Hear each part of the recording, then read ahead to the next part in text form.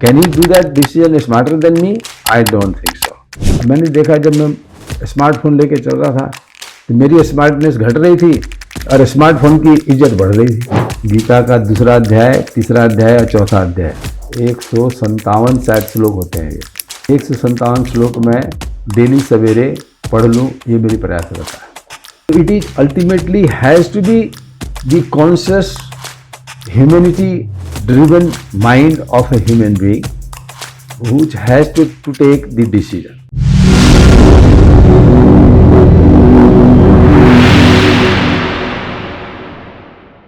Hello everyone, this is Radhika and आज मैं आप लोगों के सामने लेकर आ रही हूँ डॉक्टर लक्ष्मण प्रसाद टिब्बरवाला, जो कि नेपाल से हैं और इन्होंने 30 इयर्स कार्डियोलॉजी की प्रैक्टिस करी है और 10 ईयर्स से ये लोग अपने रिसर्च और इसमें स्टूडेंट्स को टीचिंग करने में काम कर रहे हैं। सर, अगर आपके खुद इंट्रोडक्शन बताएं आप अपनी लाइफ में समरी में, तो आप क्या बताएंगे? ऐसा है राधिका जी कि 1976 में 18 सितंबर को मैंने मेडिकल कॉलेज ज्वाइन किया मेरठ। 9.5 ईयर्स का मेरा कंटिन्यूस स्टडी रही। करीब 5.5 में मेरा MBBS हो गया। उसके बाद 3 साल के अंदर में मेरी मास्टर्स डिग्री हो गई।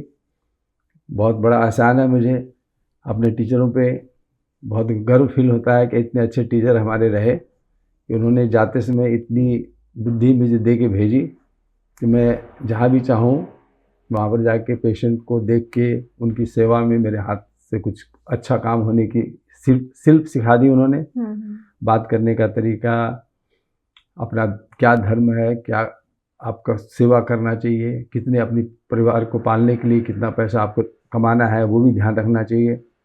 उससे करके मेरे दोस्त बोल रहे थे उस समय कि भाई अब नेपाल क्या जाएगा यार, तो यही प्रैक्टिस कर ले। मैंने नहीं भाई, मेरे माता पिता वहीं पर हैं, तो I can't afford this luxury, so I went back to Nepal and 1 साल मैंने प्राइवेट प्रैक्टिस करी। उसके बाद में सब लोगों ने बोला गवर्नमेंट सर्विस ज्वाइन कर लो, तो बस उसमें लगा मैं। जो समझिए कि जैसे आपने बोला 30 इयर्स मेरी आपने काम किया वहाँ पे। गवर्नमेंट हॉस्पिटल में, पहले बीरगंज में, फिर बाद में बीर हॉस्पिटल जो कि नेपाल का सेंट्रल हॉस्पिटल है, टर्शियरी हॉस्पिटल बोलते हैं। टर्शियरी सर्विसेज तो उन्हीं में क्या होती थी, लेकिन वहाँ पर मैंने फिर मेडिसिन तो मैंने सीख ही ली थी यहाँ पे। वहाँ पर मुझे एक अच्छे मेंटर मिले, डॉक्टर डम्बर बहादुर कार्की, जिनके अंडर में मैं कार्डियोलॉजी को बहुत अच्छी तरह से प्रैक्टिस कर पाया। I got lot of opportunity to work with doctors coming from Australia and doctors coming from United States. So I mean I was lucky that I had exposure with these people. फिर मैंने cardiology की training Australia से भी ली। About 9 months Canberra में, 1.5 month Sydney में children कैम्परडाउन children hospital में। उसके बाद में मैं वापस आ गया और 6 हफ्ते के लिए मैंने दिल्ली में ट्रेनिंग ली ऑल इंडिया इंस्टीट्यूट में। This is my exposure in cardiology outside Kathmandu valley. उसके बाद में बस जैसे जैसे टेक्निक आती गई, उसको जो सीखी हुई है उसको तो प्रैक्टिस कर ही दे रहे थे, नहीं आती उसको पढ़ते गए मरीजों की। उसमें अपने से जो बनता है प्रयास किया, कितना कर पाया नहीं कर पाया समाज इवेल्युएट करेगा या आप लोग इवेल्युएट करेंगे, यही किया मैंने। Very nice sir. सर, पिछले 10 ईयर्स से आप क्या किन चीज़ों में रिसर्च कर रहे हैं? कैसे आपका एक्सपोजर रहा है आफ्टर रिटायरमेंट? आप क्या स्टडी कर रहे हैं और कैसे आप आने वाली जनरेशन के लिए चीज़ों को रेडी देखना चाह रहे हैं? ऐसा है कि last part of my career मुझे प्रैक्टिस से थोड़ी विरक्ति होनी शुरू हो गई, बिकॉज आई सॉ कि जो प्रैक्टिस हो रहा है वहाँ पर पेशेंट का ध्यान रखना कम, और क्या तो कॉरपोरेट के फायदे के लिए कॉरपोरेट काम कर रहा है। ज़्यादातर डॉक्टर लोग जो है भाई उनकी प्रैक्टिस के उसमें उनको जो फी मिलनी है या जो भी उनका पोर्शन होना चाहिए वो जैसे तो मिलता ही, लेकिन इंटरेस्ट ये हो गया कि भाई नहीं मैं ज़्यादा से ज़्यादा कमा लूँ। तो मुझे बहुत विरक्ति हुई। मैं उस हॉस्पिटल या संस्था का नाम नहीं लेना चाहता जहाँ पर मुझे ऐसी फीलिंग हुई कि I better quit the medical practice, okay. और that was not practical approach. लेकिन मैंने फिर सोचा कि I will go for the teaching in medical profession. तो मैंने, हमारे यहाँ मास्टर्स डिग्री कोर्स शुरू हुआ नेपाल में, बीर हॉस्पिटल में। एमडी मेडिसिन के बच्चों को पढ़ाने का बहुत इंटरेस्ट था।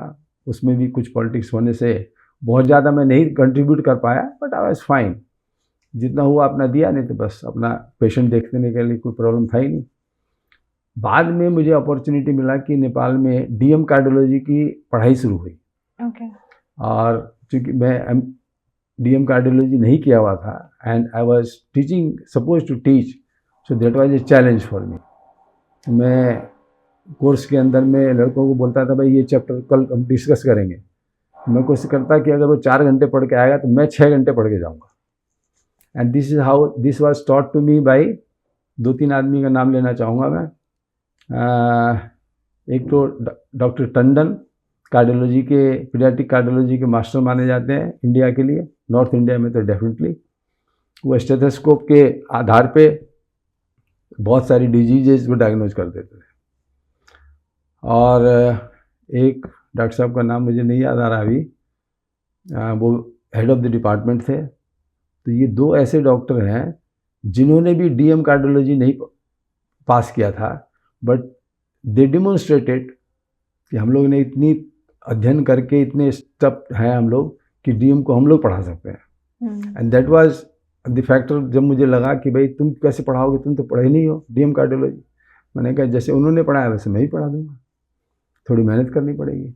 वैसे भी आने अभी जैसे 10-30 इयर्स में हर दिन टेक्नोलॉजी चेंज हो रही है, तो आपको नई नई चीजें सीखने को खुद भी रेगुलर रखना पड़ता है, being a doctor as well, कि आपके हर सेकंड में कोई नई टेक्नोलॉजी, कोई नया डिजीज, कोई नई प्रिवेंशन, कई नई मेडिसिन, सब डेवलप होती रहती है। मैं जैसे समझे इकोकार्डियोग्राफी आज कॉमन आदमी समझता है। जब मैं मेडिकल कॉलेज से निकला उस समय मेरठ में एक भी इकोकार्डियो मशीन नहीं थी। सुनते थे कि भाई ऑल इंडिया इंस्टीट्यूट में या दिल्ली में इकोकार्डियोग्राफी मशीन आ गई है, हमने देखा ही नहीं था। जब नेपाल में गए तो वहाँ पर इंडिया गवर्नमेंट से उस हमारे बीर हॉस्पिटल में सामान दिया गया, उसमें वो इको मशीन थी। तो मेरे मेंटर थे, उनकी ट्रेनिंग हुई यूएसए में और इंडिया में, तो वो वहाँ पर करते थे, बस मैं उनके पीछे पीछे देखता रहता था, पढ़ता रहता था, धीरे धीरे सीख गया। ऑल इंडिया इंस्टीट्यूट में आया तो यहाँ पर मैडम श्रीवास्तव, एक और भी बहुत वहाँ पर टीचर थे जिनसे सीखा मैंने। तो ऐसे जैसे जैसे जो आता रहा, जितनी अपनी बुद्धि थी उस हिसाब से अपने को इक्विप्ड करते गए, जितना बना सर्विस देते रहे। तो सर जैसे एआई के लिए आपने पहली बार कब देखी थी मेडिकल फील्ड में इन्वेंशन, या कोई एक ऐसा सब्स्टिट्यूट जो आपने देखा हो कि आप पहले बहुत मैनुअल लेबर लगती थी और फिर एआई के आने की वजह से ये काम बहुत अच्छा हो गया?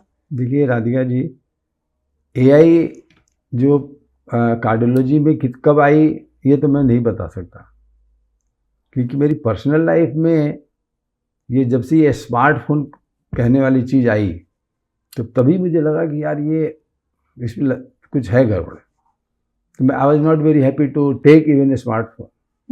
मैं बच्चों को बोलता था नहीं मुझे मत दो, सिंपल फ़ोन दे दो भाई, है ना, मेरा उससे काम चल जाएगा। लेकिन the things were being pushed by I don't know by the unknown figures which I can guess today what are those figures, I had to adopt।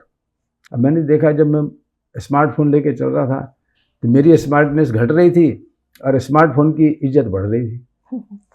ऐसे एआई जो है I mean just sweeped in my life without my knowledge, and by the time I came to know बहुत देर हो चुकी थी। I was myself addicted for the smartphone and screen time. I was having about 4 hours and 6 hours. Basically, my brain started rotting. My clinical acumen, my knowledge, perception to life decreased. And for a particular period of time, I went into severe anxiety. Of course, other factors were also playing role in this problem. But at the end of the day, I found that I am having depression. So I had to take medical help with my colleagues. But luckily and God's grace, धीरे धीरे मैं जैसे out हुआ, and now I am absolutely without any drug and I am feeling quite all right. AI तो सबके ज़िंदगी में मुझे लग रहा है ऐसे ही घुसी है, कोई जान के लाया होगा, ज़्यादातर अनजाने में उनके जीवन में घुस गई। हाँ, नहीं नहीं आप सही कह रहे हैं, लाइक बिकॉज मैंने भी देखा है कि मेरी खुद की नानी और दादी वो फ़ोन छोड़ते ही नहीं है, like they are very addicted. जो जिनको आदत ही नहीं थी कभी फ़ोन चलाने, जो कहते थे हमें नहीं चाहिए, हमें क्या करना है फ़ोन, हम कहाँ सीखेंगे अब इस उम्र में ये सब चीज़ें, बट अब वो ऐसे है कि वो फ़ोन छोड़ते ही नहीं है, सारा टाइम उनका फ़ोन रील्स चलती रहती है Very sad. कंटिन्यूसली।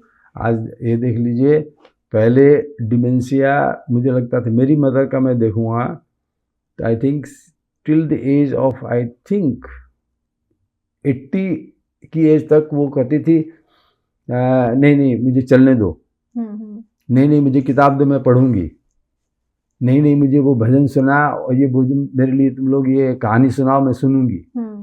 अब तो जाके वो लोग ऐसे सुन के और अपने आप डिप्रेशन में जाके, कितना एजिंग पॉपुलेशन छोड़ के साथ में ये प्रॉब्लम है, ग्रोइंग पॉपुलेशन के साथ में कैसी प्रॉब्लम होगी। Country like Australia, country like Canada have already band. मुझे लग रहा है अभी मैक्रोन सर जो है फ्रांस के प्रेसिडेंट, उन्होंने ही बोला है कि I am going to impose these things in our society. So I think it should be universal law application that no way कि 15 इयर्स तक बिल्कुल एब्सोल्युटली बंद होना चाहिए। यस, ब्रेन ग्रो ही नहीं करेगा। बट सर हमारे अभी जो एआई इम्पैक्ट एआई समिट में जो इन्फॉर्मेशन जो हमारे साथ अनाउंसमेंट्स हुई थी, उसमें तो एक कंटेंट मार्केटिंग का कोर्स भी चलाने के लिए कह रहे हैं फॉर 9th ग्रेडर्स, तो which is like around 13-14 years के बच्चों के लिए। तो do you think that it is like compulsory, या ये एक तरीके का एआई इनोवेशन है, या फिर ब्रेन रॉट होता रहेगा ऐसी नहीं, बच्चों नहीं। का? एक मिनट होल्ड करना। हाँ जी। कोई बीप की साउंड आ रही है। सर कुछ पॉजिटिव भी बताओ एआई का ना साथ में। बताएंगे ना, हम्म। जब राइट जगह। स्टार्ट पॉजिटिव से करेंगे फिर हाँ। नेगेटिव में जाएंगे। देखिए ऐसा है, पहले स्टार्ट करना पड़ेगा क्वेश्चन मार्क से कि क्या कि है। अभी जैसे आप क्यों एक्सेप्ट कर रहे हैं, क्योंकि मैं देख रहा हूँ कि ये तो समाज में घुस गया। हाँ जी। और I am quite sceptical and here I put Geoffrey Hilton, the father of AI, he is labelled as father of AI, right? ठीक है। Ready 1 2 3 and right. So question हम पूछ रहे थे, डिस्कशन, सॉरी यार बीच में कट हो जाएगा। कंटिन्यू। कहाँ से हम पूछ रहे थे वो क्वेश्चन कंटिन्यू क्वेश्चन करते हो चुका है, अब आप आंसर। ठीक है। तो क्वेश्चन ये था कि एआई जो समिट हुआ था इंडिया में, तो जब पीएम मोदी जी ने अनाउंसमेंट करी कि 9th ग्रेडर्स से ही हमें आर्टिफिशियल इंटेलिजेंस कंपलसरी कर दिया है, इवन कंटेंट क्रिएशन भी। मोदी जी ने? हाँ लाइक अच्छा। जो अनाउंसमेंट हुई थी, वाह। एंड इनफैक्ट जो हमारा बजट आया था इस साल का, जो नेक्स्ट ईयर का, उसमें से भी कुछ स्पेसिफिक बजट बच्चों के एजुकेशन के लिए रखा गया है कि 9th ग्रेडिंग में उनको कंपलसरी आर्टिफिशियल इंटेलिजेंस की नॉलेज और कंटेंट क्रिएशन का पार्ट भी एक उनके करिकुलम में रखा जाएगा। तो do you think like is it compulsory रखना चाहिए उनके ब्रेन के लिए, उनके हेल्थ के लिए, वो कैसे इम्पैक्ट करेगा? अब देखिए राधिका जी, आपने इसमें वो तो बहुत ही मेरा आदर भाव रहता है मोदी जी के प्रति। वो सोसाइटी को प्रोग्रेस और अच्छा होना देखना चाहते हैं।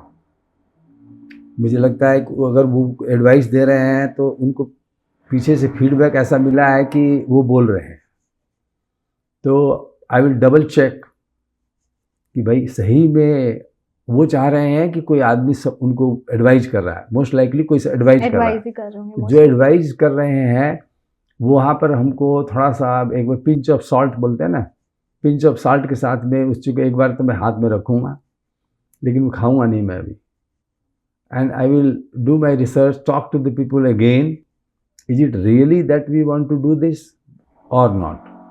And country like Australia, country like Canada, they don't do things like this. Country like France, जहाँ पर कि इतना रिसर्च सब कुछ हो रहा है, तो वो लोग अगर बैन कर रहे हैं टिल द एज ऑफ 15 और 18 whatever, तो how we can think that this is safe at that age? Even 13-14 years के बच्चे वैसे उस समय उनके ब्रेन में बहुत सारी चीजें चल रही होती हैं, एंड आर्टिफिशियल इंटेलिजेंस से तो एक मेरे ख्याल से एक नेगेटिव पर्सपेक्टिव भी काफी बढ़ सकता है। लाइक पॉजिटिव तो है ही है, बट नेगेटिव ज्यादा हो सकता है। एग्जैक्टली, एंड दैट इज आपको बच्चों को उसमें उम्र में कोई अच्छी आदत ना लगे, कोई दिक्कत नहीं है। कोई गलत आदत पकड़ ली तो वो आपको 3 साल नहीं यार, 1 साल के अंदर में वो कहाँ चला जाएगा और आप उसको कब तक पीछे दौड़ोगे और कब उसको कंट्रोल कर पाओगे, तो आपके लिए बहुत बड़ा चैलेंज हो जाएगा। For a person in the family, for a person in the society, for a person in the village, person in the country, person in the world, and it is a very risky game. So I will be doing research and probably requesting कि आप लोग ऐसे नियम अगर करते हैं, please double check, triple check, please don't do it. बाकी मैं छोटा आदमी हूँ, जितनी बुद्धि है उस हिसाब से मैंने बोल दिया। बट ऐसा भी तो हो सकता है ना कि लाइक अगर बच्चों को हम स्टार्टिंग से ही पढ़ाएंगे चीज़ें, आर्टिफिशियल इंटेलिजेंस के यूज केसेस और नेगेटिव पॉजिटिव दोनों ही पढ़ाएंगे, तो बच्चे भी अवेयर रहेंगे, जो कि रियल वर्ल्ड में तो वो आ ही चुका है।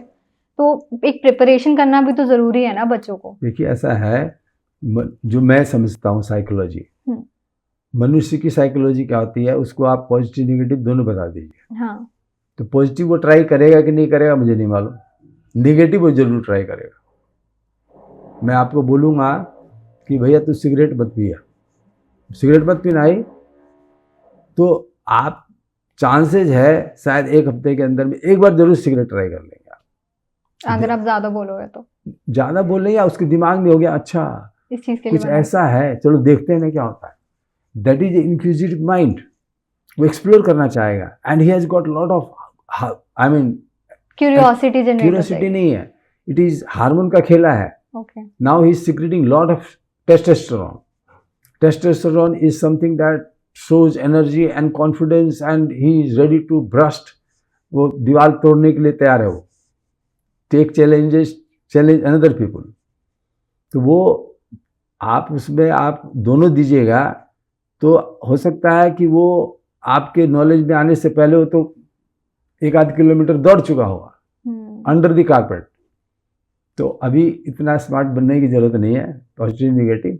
जब एज हो जाए तब उसको बताइए ना पूरा चीज़ डिटेल में, जिससे वो कॉम्प्रिहेंड कर सके, उसको इंटरलाइज कर सके, उसको समझ अपने आप को प्रोटेक्ट कर सके। इसी वजह से 18 साल के बाद ड्राइविंग लाइसेंस दिया जाता है, ताकि ब्रेन उस समय तक रेडी रहे ड्राइविंग के डिसीजन। ड्राइविंग करता है, आप पहले आपने ड्राइविंग किया होगा, किसी भी आदमी यहाँ पर जो सुन रहे हैं हम लोग को भी, आप अपना देख लीजिए, जब शुरू में आपने ड्राइविंग सीखी तो शुरू में तो पहले डर लगता था, जब आ गया तो लगता है दुनिया का सबसे बड़ा स्मार्ट मैं ही हूँ, सबसे स्पीड ज़्यादा मेरे से, मैं ही चलाऊंगा, मेरे से कैसे कोई आगे लेके जा सकता है, वो तो तुरंत डिक्लेयर कर देता है लड़ाई। तो वहाँ तो खतरा होने के चांस रहता है। तो अर्ली एजेस में इसलिए मना किया जाता है, वरना अदरवाइज तो आपको तब से 12 साल से सिखानी शुरू कर सकते हैं गाड़ी।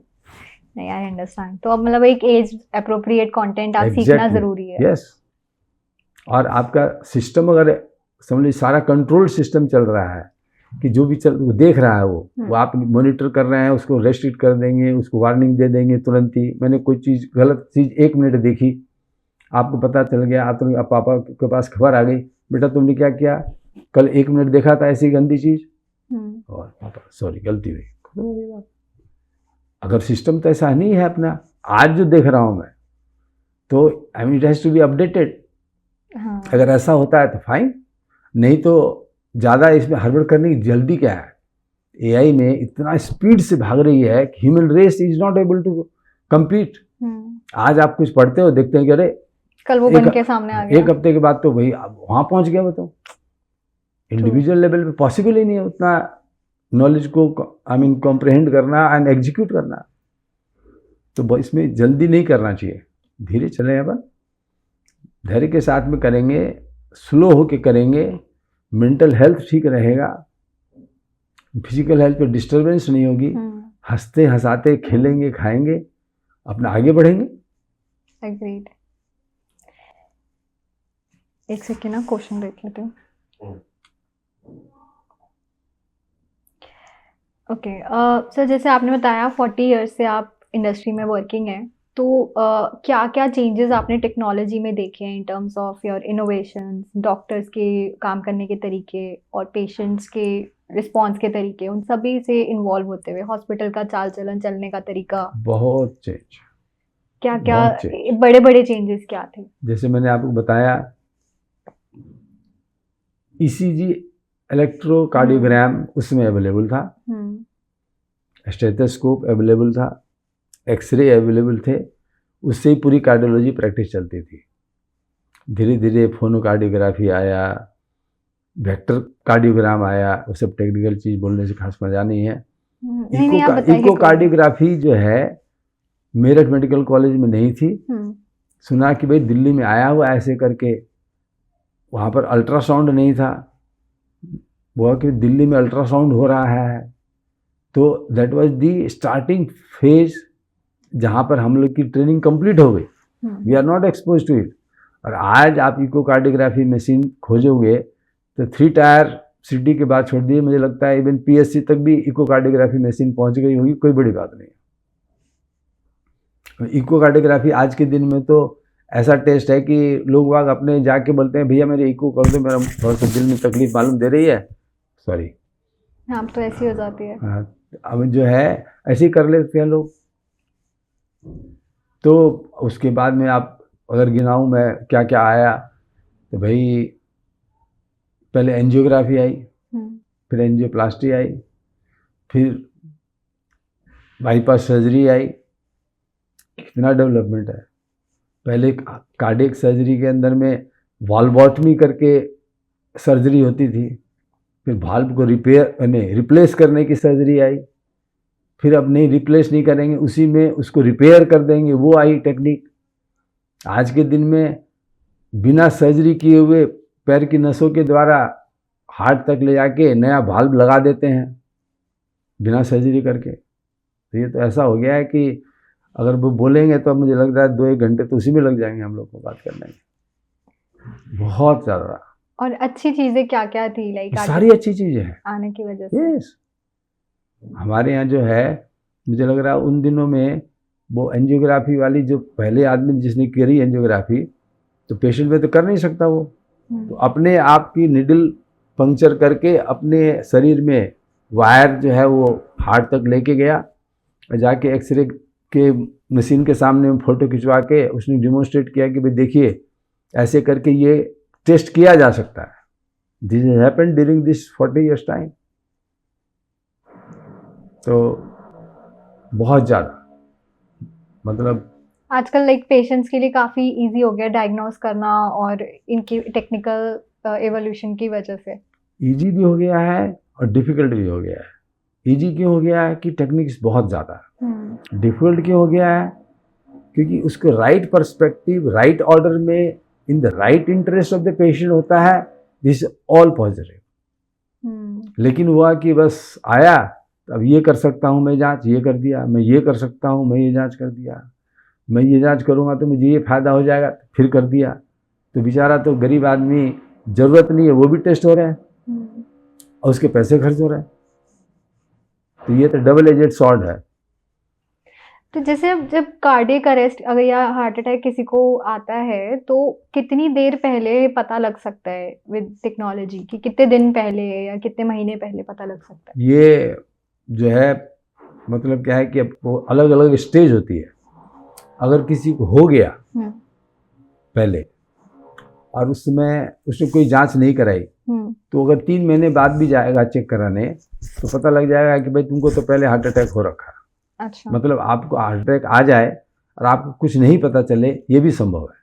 अच्छा। हाँ, जिसको साइलेंट मायोकार्डियल इन्फार्क्शन बोलते हैं। Silent, no noise, nothing, it happened, and छोटी मोटी तकलीफ आप फील करेंगे, कह रहे नहीं कोई बात नहीं, गैस्ट्रिक हुआ था, कमजोरी हो गया ही, इसलिए मैं कमज़ोर फील कर रहा हूँ, एटसेट्रा एटसेट्रा। और अगर पता लग गई तो हार्ट अटैक के अंदर के मतलब क्या है कि अलग अलग लेवल होते हैं। एक एंजाइना लेवल, एक अनस्टेबल एंजाइना लेवल, एक मायोकार्डियल इन्फार्क्शन लेवल, एक ट्रांसम्यूरल इन्फार्क्ट, एक नॉन ट्रांसम्यूरल इन्फार्क्ट, ऐसे करके अलग अलग ग्रेड हैं। जहाँ पर हार्ट अटैक का मतलब, इन्फार्क्शन का मतलब हृदय की जो मांसपेशियाँ हैं जो सिकुड़ती है और फैलती है, उनका डेथ अगर हो जाता है तो कैसे होता है, क्योंकि उनका खाना जो है नसों के द्वारा पहुंचता है। वो नसें जो हार्ट से निकलती हैं वो पहले हार्ट को ही उसको ताकत के लिए ब्लड देती है, शुद्ध ब्लड, उसी से वो काम करते हैं। वो आर्टरी सडनली ब्लॉक हो जाए, वो थ्रोम्बोसिस के कारण होती है ज़्यादातर, खाली स्पाज्म के द्वारा भी हो सकती है। वो नस सिकुड़ गई एकदम ज़ोर से तो वो हार्ट अटैक कर सकती है। नस खुल गई, हार्ट अटैक, मतलब टिश्यू जो मर रहा था वो फिर रिकवर करना शुरू कर जाएगा। जो पूरा मर गया वो तो मर गया, जिसमें थोड़ी सी जान बाकी थी वो रिकवर भी कर जाएगा, because now it is getting food. और नहीं मिली तो वो सारी सेल डेथ हो जाते हैं। तो ये टेक्निकल चीज़ है, और ऐसे होने पे टेस्ट इतने अच्छे अच्छे हैं कि 4 घंटे के अंदर में आपको उसके ब्लड टेस्ट से पता लग जाएगा इस बंदी को हार्ट अटैक हो रखा। कोई सिम्टम नहीं पता लगे तो भी। और सिम्टम ऐसे होते हैं कि जैसे आपको तकलीफ हुआ और आपको सिम्टम से लगेगा ओह मुझे तो हार्ट अटैक हो गया या होने वाला है। It is so alarming. बैठे बैठे ही, जैसे मैं आपको बता दूं, अब क्योंकि बहुत सीरियस बीमारी के नाम ले लिया आपने, अभी बैठे बैठे मैं आपसे बोल oh my God please I am not feeling well, I am feeling very happy, I am weak. तो क्या हुआ डॉक्टर साहब? मुझे यहाँ पर भारी लग रहा किसी ने पत्थर रख दिया मेरे दिल पे। अरे देखो मुझे पसीना आ रहा है, ओहो I am feeling further weak, मैं पसीने से पसीने हो जाऊंगा। Possibility is 90% I am having infarct of my age with this symptom. The first diagnosis is heart attack. तो I don't need ECG, I don't need echocardiography, blood test, clinical diagnosis, ठीक है। तो लगेगा कि नहीं कुछ, अब इसकी डिफरेंशियल डायग्नोसिस होती है जो कि लगती है हार्ट अटैक की जैसी, लेकिन बहुत रेयर होती है, लेकिन वो भी हो सकती है। तो उसके लिए हम क्या सिंपल ECG करेंगे, पता लग जाएगा, कुछ टेस्ट करेंगे, पता लग जाएगा। सर नेक्स्ट राउंड के लिए ना मैं कुछ आपसे रैपिड फायर क्वेश्चंस पूछना चाहती हूँ, ठीक है, एंड आप उसको एक आंसर दीजिएगा एंड साथ में आप एक्सप्लेन कर दीजिएगा कि आप अपने सपोर्ट करने के लिए आंसर को, राइट, ठीक है। सो माय क्वेश्चन इज कि like do you see AI as decision support or something that could eventually challenge the medical authority? So I think there are two important aspects we are talking about: the decision of the AI and authority of the medical practitioner. So the point is, if the authority on medical practice is quite conversant of his role and knowledge that he required to make such decision, then AI cannot do much. He will utilize the AI as a good helping hand. And he knows that like ये calculation मैं अभी इतनी जल्दी नहीं कर सकता, तो he has to depend upon the AI will do for him. लेकिन उसके ऊपर में लाइफ एंड डेथ का डिसीजन अगर लेना है तो ये मेडिकल प्रैक्टिशनर को डिसाइड करना पड़ेगा कि ये डिसीजन अभी मैं नहीं ले सकता, इस पॉइंट को मैं क्रॉस चेक खुद करूँगा, उसके बाद में मैं लूँगा। बाकी बेस्ड अपॉन समथिंग जो मुझे लगता है अच्छा ये पार्ट वो कर रहा है and I can trust AI, ये इतना स्मार्ट हो गया है, तो मैं उसको यूटिलाइज कर लूँगा for the interest of the patient.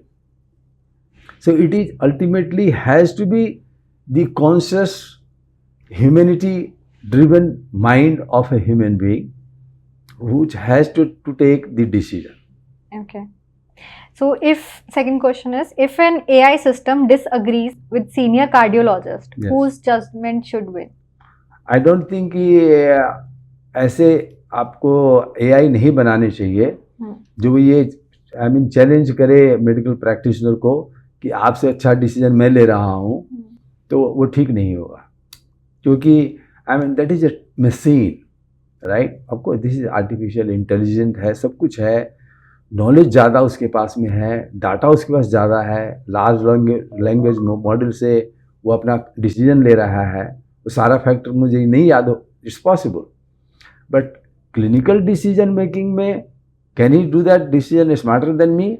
I don't think so. And if that is the case, मुझे लगेगा कि I will may be resign from the post and I will ask some young one कि बेटा तुम आके बैठ जाओ, मेरे टाइम हो गया मेरा। Okay. So if AI starts outperforming doctors in certain diagnoses, would it be irresponsible not to follow it? नहीं, जैसे मैंने बताया आपको, जैसे आपको बताऊँ, मैं छोटी सी टेक्निकल बात करनी पड़ेगी आपको बात समझाने के लिए। जैसे ECG के अंदर में बहुत सारे इंटरवल्स कैलकुलेट होते हैं, उसमें एक होता है QT इंटरवल। QT इंटरवल के लिए मैं ECG देख के ऐसे मैं कैलकुलेट नहीं कर सकता कि what is the QT interval, लेकिन ECG जब प्रिंट होके आती है तो मशीन तो हाथ के हाथ उसमें QT इंटरवल लिख के भेज देता है। तो मैं QT इंटरवल सपोज मैं देख लिया कि वहाँ पर समझ लो 500 मिली सेकेंड्स लिख रहा है, तो 500 मिली सेकेंड मैं तो नहीं तय कर सकता 500 मिली सेकेंड है करके, तो मुझे ये 800 मिली सेकेंड है, तो मैं उतना बोलूँगा कि अच्छा जब देख रहा हूँ ग्रॉसली कि ओहो ये तो इतना ज़्यादा है, कि ज़्यादा तो ज़रूर है, 500 है कि 550 है, 800 है कि 850 है, इतना डिफरेंस होगा तो कोई फ़र्क नहीं पड़ता। तो मैं उसको लूँगा कि ओके इसका कैलकुलेशन ठीक मानता हूँ, मैं भी आँख से वेरीफाई कर दिया कि भाई इस डेफिनेटली बढ़ा हुआ है, तो आई विल एक्सेप्ट इट। और लगेगा कि नहीं आई एम नॉट श्योर, तो I will ask no to wait too. अब सपोज AI मुझे बोलता है कि आप इसमें ये दवाई दे दीजिए, मैंने कहा भाई आपकी बात सुन ली मैंने, मुझे थोड़ा देख लेने दे, उसके बाद में दे देंगे दवाई। ऐसे विराम मरीज जो है ऐसे मर नहीं रहा कि भाई QT इंटरवल बढ़ गया तो आदमी मर ही जाएगा। तो I will overtake AI। Okay. So, where should AI never be allowed to interfere in medical practice? जब भी वो डॉक्टर को सुपरविजन करने लगेगा तो वहीं पर उसको स्टॉप करना पड़ेगा। Okay. हाँ ठीक है, कोई जूनियर आदमी है तो उसको अपनी जगह तुरंत सीनियर का हेल्प लेना पड़ेगा कि सर AI ऐसे कुछ बोल रहा है, मुझे कुछ समझ में नहीं आ रहा, मेरी नॉलेज से बाहर है, आप सामने आइए, मैं साइड में होता हूँ, या आप बताइए क्या करना है। Conscious, experience and reasonably knowledgeable and in everything has to be in the best interest of the patient. So वो चीज़ में ह्यूमन रिस्पॉन्सिबल होगा, AI cannot overtake. Or in life and death cases, should final decision always remain human? Definitely yes, definitely yes. Okay. जब doctor नहीं है तो उस समय में AI हो सकता है कि आपको जैसे आजकल मॉनिटर आते हैं कि मशीन लगा दीजिए ऑटोमेटिक डिफिब्रिलेटर, वो आपकी यहाँ पर लगा के वो रीड कर लेगा कि आपकी हार्ट की रिदम बहुत गड़बड़ हो गई है, I should give a DC shock. Doctor is not able to verify that ये ऐसी रिदम आ रही है, और वो देता है shock, that's okay, let it give, because that is decision has to be implemented in seconds. अब डॉक्टर आएगा तब तक तो बेचारा मर जाएगा, उसमें कोई नहीं है तो ठीक है भाई, I mean that is a good knowledge and it is everything is documented. हम लोग चेक भी करते रहेंगे बाद में, यार ये मशीन तो काम ही नहीं ठीक से कर रही है, चलो इस ऐसे को हटाओ, फेंक दीजिए इस मशीन को। लगता है ठीक है, very good, will say thank you to the person who builds this type of machine. Okay. So, do you think countries like India and Nepal truly ready for AI integrated healthcare? At this point of time, I will say that not. Okay. The system has to be first developed completely, tried in a small sector of population with all the data accumulating and researching, analyzing, और जब लगेगा कि सारे data ठीक है, हमारा पूरा system बैठ गया है, तो जाके उसको इम्प्लीमेंट हायर लेवल पे करना पड़ेगा। Okay. जैसे मैंने अभी आपको बताया कि इस बार की जो इम्पैक्ट AI का जैसे वहाँ पर डिस्कस हो रहा था, तो टाटा ग्रुप वालों ने कुछ कर्नाटका में किसी डिस्ट्रिक्ट को अडॉप्ट करके, I think they were saying that more than 5 years they have already done this work and they have got all the data, they have analyzed, the report is lying in the website. I never knew this thing is happening in India. और वो बोल रहे हैं कि हमारी website पे आप पढ़ लीजिए, कोई दिक्कत नहीं है। मैंने पढ़ा भी नहीं अभी, मैं पढ़ लूँगा।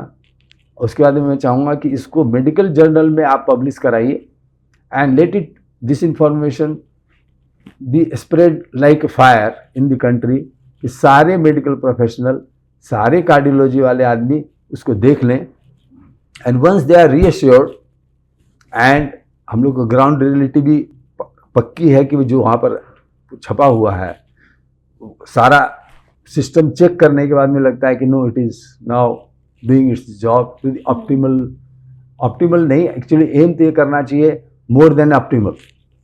रिसर्चर के लिए optimal is enough, but patient के लिए optimal is not good enough.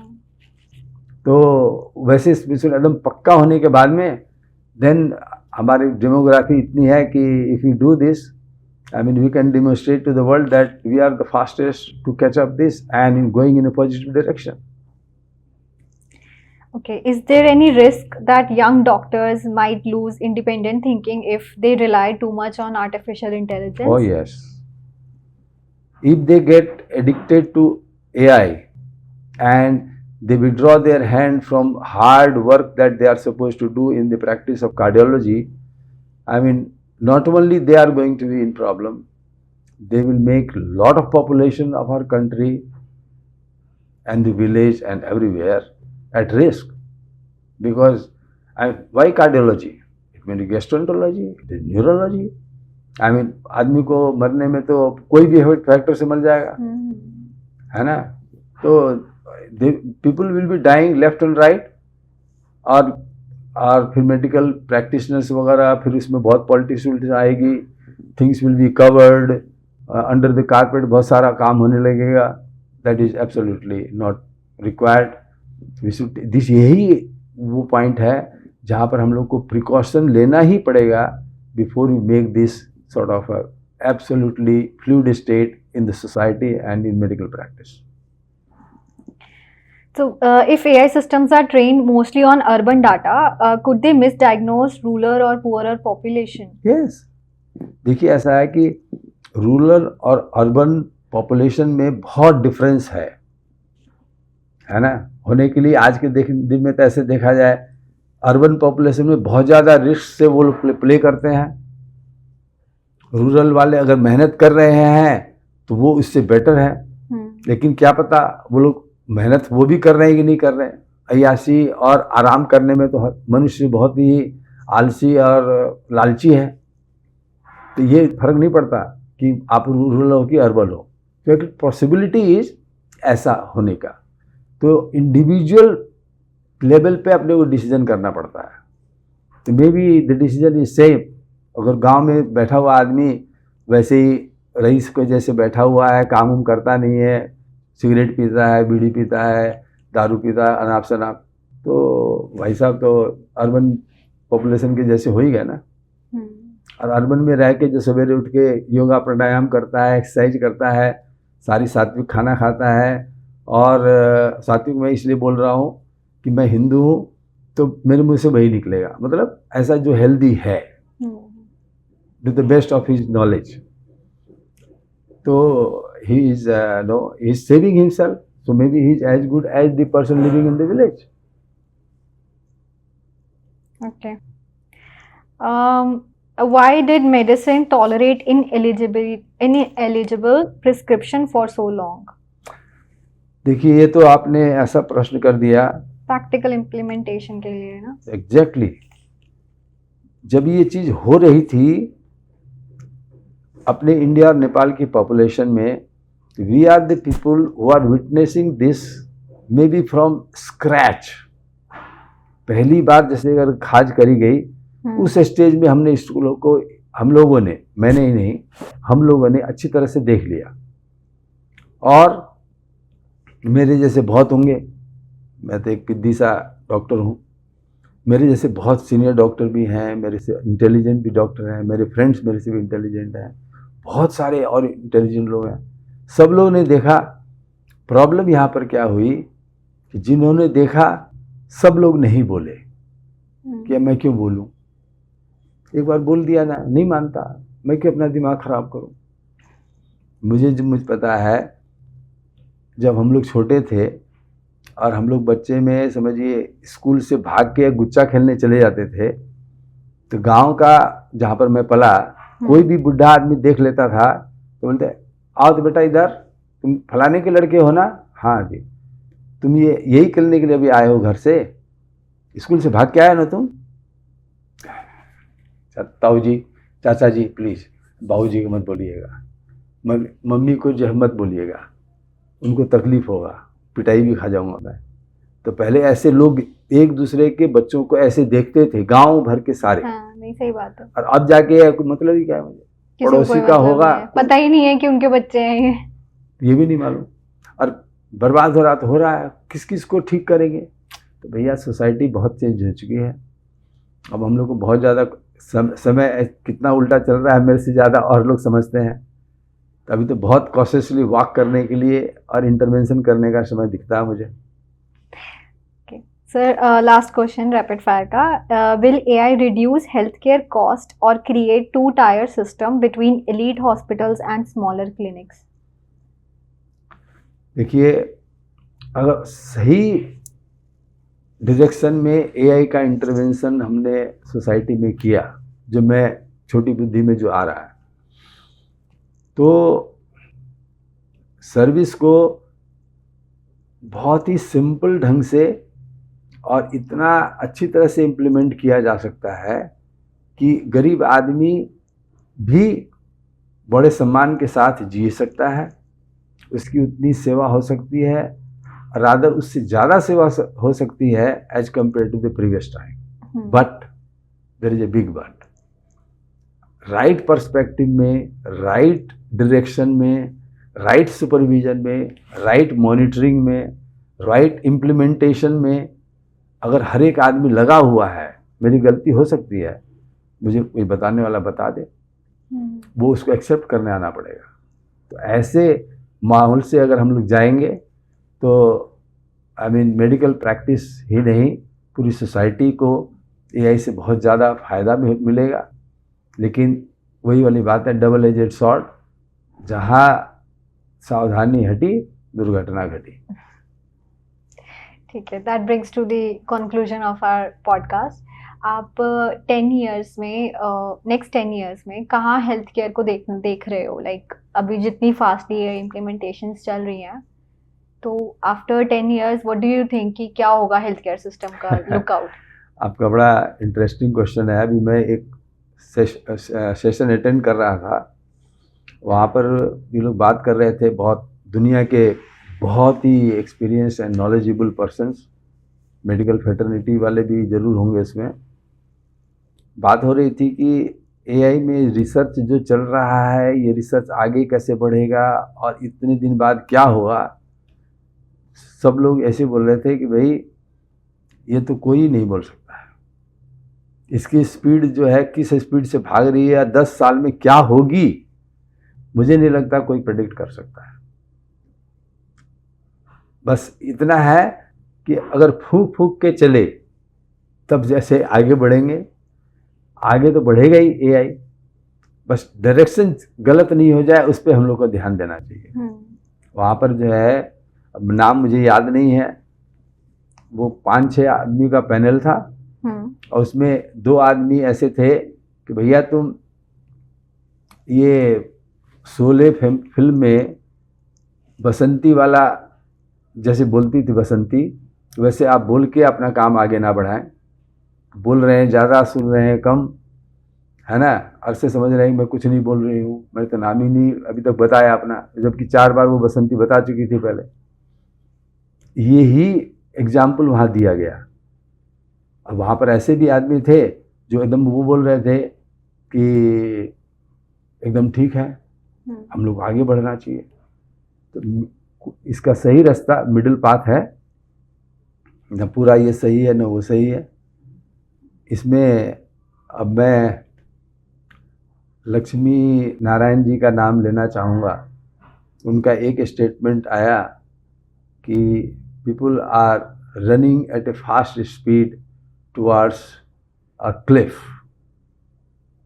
मुझे वो सेंटेंस सुन के मुझे लगा कि वाह, ये तो टेक्निकल आदमी नहीं है, लेकिन ये सेंटेंस तो ऐसा लग रहा है कि ब्रह्म वाक्य है आज के दिन में। If you are aware that we are heading towards a cliff and we are taking precaution, it means we will be in business. But once you go into that ditch, point of no return, because वहाँ पर तो इतनी बड़ी Cliff है कि जो गया वो तो गया ही। नहीं, सही बात है। लाइक ठीक है, यहाँ तक ओके है पॉडकास्ट। एक चीज़ और मैंने वहाँ पे नोटिस करी थी एआई इम्पैक्ट में कि थोड़ा सा मेरे को भी डिस्कशन करते हुए काफी नॉलेज तो हो ही गई है, क्लाइंट्स के साथ भी काम करते हुए कि एलएलएम कैसे काम करता है, कैसे? जीपीयूज कैसे काम करते हैं, मुझे नहीं मालूम। इंफ्रास्ट्रक्चर क्या होता है, हाँ, मुझे कब मालूम कहाँ है। पे डाटा सेव होता यस है। Yes yes. बट वहां पे जो लोग खड़े थे ना, मतलब मुझे लगता था कि मेरे को कुछ नहीं आता, पर जब मैं वहां गई ना, मैं लोगों से बात करूँ जो बड़े बड़े कंपनी से एडोबी में इन सब पे काम कर रहे हैं, मुझे ऐसा लग रहा था कि उनको भी नहीं आता। तो जब मैंने एआई इंडिया समिट अटेंड किया था, तो बेसिकली मेरा काम है मार्केटिंग एजेंसी चलाने का, और पिछले 10 साल से चला रही हूँ मैं। तो द थिंग इज कि मैंने काफ़ी सारे क्लाइंट्स और B2B क्लाइंट्स के साथ काम किया है, तो मुझे नॉलेज है कि जीपीयू क्या है, एलएलएम क्या है। तो I am like researching, study कर रही हूँ। मेरी बीटेक कर रखी है मैंने क्लाउड में भी। तो क्लाउड में भी? हाँ, क्लाउड में स्टडी कर रखी है, नॉलेज के बारे में। बीटेक? हाँ, बीटेक कर रखी है। Cloud only? हाँ, आईटी में करी थी ना, तो उसमें क्लाउड कंप्यूटिंग का पार्ट ही था सारा सब हाँ। कुछ। तो मुझे नॉलेज थी कि चीज़ें कैसे काम करती है, क्या होता है, तो उसी बेसिस पे मैं मार्केटिंग का अपना काम कर रही थी।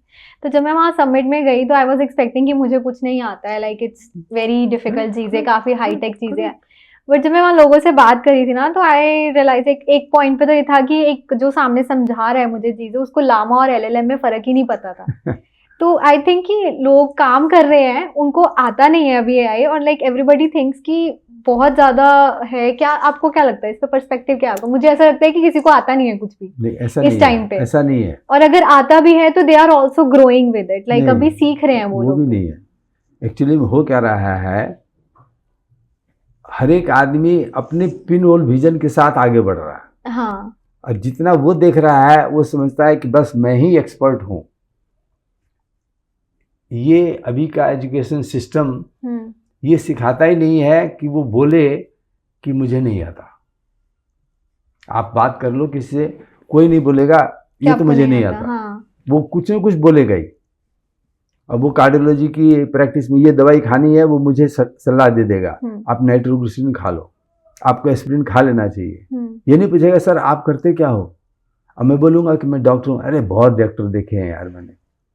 ये अब अपना एजुकेशन सिस्टम को सबसे इम्पॉर्टेंट है कि लर्निंग के लिए ओपन रहना चाहिए। ओपन रहना चाहिए, और अपना पुराना सिस्टम जो होता था एजुकेशन का, उसको अपने को मेरे मोबाइल से आ रहा है वो बीप हो रही है, इसमें मेरा मोबाइल से आवाज़ आ रहा है अलार्म का। Okay sorry. तो दैट्स ओके। नहीं, जैसे पॉइंट मेरा ये था कि मेरा जो पर्सपेक्टिव था वहाँ जाने का, मुझे लगा मैं कुछ नया चीज़ सीखूंगी, नई चीज़ देखूंगी। वहाँ पे इतने सारे स्टार्टअप्स थे, 90% स्टार्टअप्स जो थे वो उन्होंने क्या कर रखा था, ओपन सोर्स एआई का एलएलएम उठा रखा था, उसको कवर अप करके अपनी प्रोडक्ट बनाया हुआ था, यूज करके। उन्हीं के बाहर एनवीडिया के यूज करके बनाए हुए थे, एएमडी के यूज करके बनाए हुए थे। तो वो तो अपने इंडियन नहीं है, उसको मेड इन भारत स्टार्टअप की तरह उसको प्रमोट कर रहे थे। क्योंकि सारा चिप्स अगर आपकी बाहर की यूज हो रही है, जीपीयू सब कुछ आपका बाहर का यूज हो रहा है, तो आप उसको कवर अप, एक वो रैपिंग पेपर आपने मेड इन भारत का लगा के दे दिया, कल को वो बंद कर देंगे कि नहीं जी हम इंडिया के साथ नहीं कर रहे, तो आपका स्टार्टअप तो फेल ही है, बंद ही हो जाएगा। श्योर, बहुत अच्छा आपने पॉइंट निकाला। आई हैव सीन पर्सनली कि टनल विजन के अंदर में आदमी रह रहे हैं, सो कॉल्ड एक्सपर्ट्स। जैसे मैं देखा जाए तो मैं मेडिकल में ही टनल विजन के साथ में, अगर खाली ऐसे ही देखूं, अगर मैं यंग होता तो मेरी भी विजन उतनी होती। मैं ईगो से भरा रहता, दूसरे की बात का महत्व नहीं देता, अपनी बात को मैं लड़ जाता उसे साबित करने के लिए। लेकिन मेरी अब वो स्थिति नहीं है, न उतनी फिजिकल पावर है। मेंटल पावर तो भाई आप लोग जज करोगे, लेकिन थोड़ा शरीर तो थक ही जाता है। तो ऐसे में क्या होता है कि आप बहुत ज़्यादा एग्रेसिव नहीं होते, आप लगता है थोड़ा सा रुक लो, अस्थिर से सोच लो, डिसीजन कर लेना, भाई कोई इमरजेंसी नहीं है। तो इसमें क्या है कि कोई आदमी को ये नहीं सोचना चाहिए कि भाई मैं फाइनल अथॉरिटी हूँ। क्योंकि ये मेडिकल प्रैक्टिस है, तो मेडिकल प्रैक्टिस वालों को अपनी एरिया को अच्छी तरह से सॉलिड करना चाहिए, हर एक स्पेशलाइजेशन को इज्जत देते हुए आगे बढ़ना चाहिए, और फोकस यही होना चाहिए कि मेरे मरीज का हित हो। तो दिस विल बी और विनिंग गेम फॉर एवरीबॉडी। नहीं, आपने सही कहा, क्योंकि जैसे मैं अभी अपनी मार्केटिंग फील्ड में जब रिपोर्ट्स वगैरह लिखवाती हूँ उनसे, ChatGPT के थ्रू या जेमिनाई के थ्रू, तो जो रिपोर्ट आती है तो वो कई बार ये एडिशनल चीज़ें अपनी तरफ से डाल देता है जो कि एक्चुअल में नहीं होती है, वैलिड नहीं होती है। तो अगर मुझे पता ही नहीं होगा कि वो वैलिड नहीं है तो वो रिपोर्ट मैं अगर क्लाइंट को दे दूंगी तो वो गलत हो जाएगा वहाँ पे। कुछ चीज़ें वो अपनी तरफ से ऐड कर देता है और कह देगा कि नहीं है ये बिल्कुल, फिर मैं बताऊंगी उसको कि नहीं ये है, तुम इधर जाके चेक करो, तो फिर वो कहेगा हाँ हाँ आप सही कह रहे हो, है ये यहाँ पे, मैंने वो देखा नहीं था। अब आपने जो बात बोली है, हम्म, मैंने अभी तक एक भी आई मीन एआई से कुछ नहीं, मैंने लेटर लिखवाया हूँ ना कुछ रिपोर्ट बनवाया, कुछ नहीं बनवाया। मेरा जो आई मीन कॉन्शियसनेस क्या जवाब देता है, पहली ड्राफ्ट मैं खुद करूँ। हाँ राइट, सही कह रहे हैं अब आप। पहली ड्राफ्ट करने के बाद मैं उसको बोलूँगा कि ये मेरी पूरी रिपोर्ट है, हम्म, ये पहली ड्राफ्ट मैंने बनाई है, जो इसको इसमें पॉजिटिव है वो पॉजिटिव है, जो इसमें नेगेटिव है वो नेगेटिव है। आप उसको वैसा ही रख के अब इसको और अच्छा कैसे बना सकते हैं, जो डाटा प्रोवाइड किया है गया है उसमें, हो सकता है मैं कुछ पॉइंट मिस कर रहा हूँ, तो उसके ऊपर फोकस होके आप वो बताइए। Correct. Then will have advantage, मेरी ओरिजिनलिटी है, उसके पास में जो लार्ज लैंग्वेज मॉडल, मतलब इतने डाटा से अगर वो कुछ निकाल के देता है, वो मेरा दिमाग उसको कॉम्प्रहेंड नहीं कर सकता, एनालाइज नहीं कर सकता, उसमें डाल नहीं सकता। True. So I will accept the smartness of the AI, but it has to pass through the filter of my consciousness. मेरे विवेक के थ्रू निकलेगा तभी उसको मैं उसकी इज्जत दूंगा, नहीं तो मैं उसको आई मीन कॉन्शियसली मुझे लगेगा किसी से पूछना है तो मैं किसी और सीनियर को बोल दूंगा, सर ये रिपोर्ट है आप देख लीजिए, एक बार चेक करके रिव्यू कर लो हाँ। आप। नहीं सही कह रहे हैं। ह्यूमन टच के साथ ही करना पड़ेगा। ठीक है सर, अच्छा लगा बात करके, बहुत अच्छा लगा। मुझे भी बहुत अच्छा लगा आपसे लाइक इतनी अच्छी, मतलब ऐसा होता है ना कि कई बारी जो आप पर्सपेक्टिव देख रहे हो वो चीज़ हम लोग उस लेवल पे नहीं देख पाते हैं, कि आपने भाई, दुनिया इतनी देख ली है और चीज़ें जब आपको तुम पता मेरे है, चेंजेस एज में देखे हैं। आएगी तो मुझसे ज़्यादा अच्छी तरह देखेगी बच्चे। I mean it is definitely there. मेरे फादर ने जो चीज़ मुझे डिमॉन्स्ट्रेट करी, मैं उस समय नहीं समझा, तो आज के दिन में मुझे लगता है कि ओहो पिताजी तो ये उस चाहते टाइम थे। ये बोलते थे तो वो आपको बात छोटा सा सही है। एग्जाम्पल सुना देता हूँ मैं। मेरे पिताजी ने जब शरीर छोड़ दिया तो हम लोग घर में सामान जो होता है आदमी मिलाते उलाते हैं, तो हमने देखा कि घर के अंदर में गीता प्रेस की अनेक किताबें हर एक कोने में, जैसे हर एक जगह पड़ी हुई है। वो हम लोग ने देखा था कि जब भी पिताजी जाते थे गोरखपुर, वो पक्का 5-10 किताब लेके आते थे। वहाँ पर एक किताब मुझे ऐसी मिली जिसमें पिताजी के सिग्नेचर मिले मुझे, तो मुझे लगा कि ये पिताजी का ऑर्डर है कि पढ़ने के लिए। पढ़ने के लिए। वो गीता प्रेस की वो गीता है, वो आज भी मैं रखा हूँ। और जब मैंने उसको और डेप्थ में एनालाइज किया, उस किताब की उम्र भी उतनी है जितनी मेरी उम्र है। 70 साल पहले ही वो किताब छपी थी, पिताजी का सिग्नेचर हुआ था, वो आज भी मेरे पास यथ प्रमाण है। क्या नाम था उस बुक का? गीता प्रेस की गीता, भागवत गीता। भगवत गीता। और that is my I mean Ramayana, that is my Gita. मेरी मामा लोग जो है जनकपुर के थे, है ना, हैं, अब मामा लोग तो चले गए, तो हम लोग वहाँ पे राम की जो है वहाँ से हम लोग का संबंध जुड़ जाता है, और गीता से पिताजी की तरफ से जुड़ जाता है। तो ये जो है रामायण और गीता का संगम जो है, मुझे लगता है कि हम लोग वहीं के उसी के प्रोडक्ट हैं।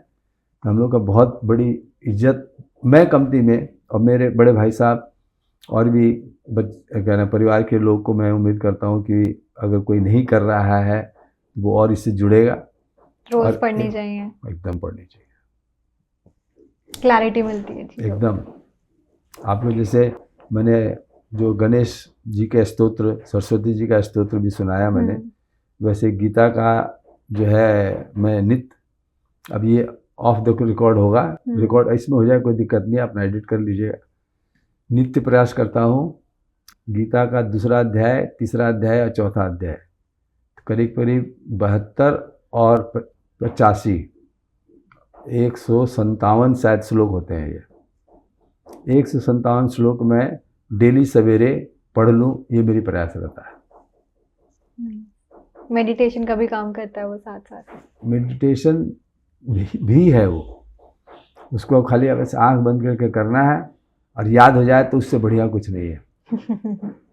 Thank you so much sir, मुझे आपसे बात करके बहुत अच्छा लगा। और हेल्थ केयर इंडस्ट्री जो कि मुझे लगता था कि एआई से काफ़ी अनटच्ड होगी, बट आपने जैसे बताया काफ़ी कुछ डेवलपमेंट और काफ़ी सारी चीज़ें हो रही हैं वहाँ पे भी, तो एआई ने वहाँ भी हाथ दे दिया है and it is like really nice session. बहुत अच्छा लगा आपसे मिलके।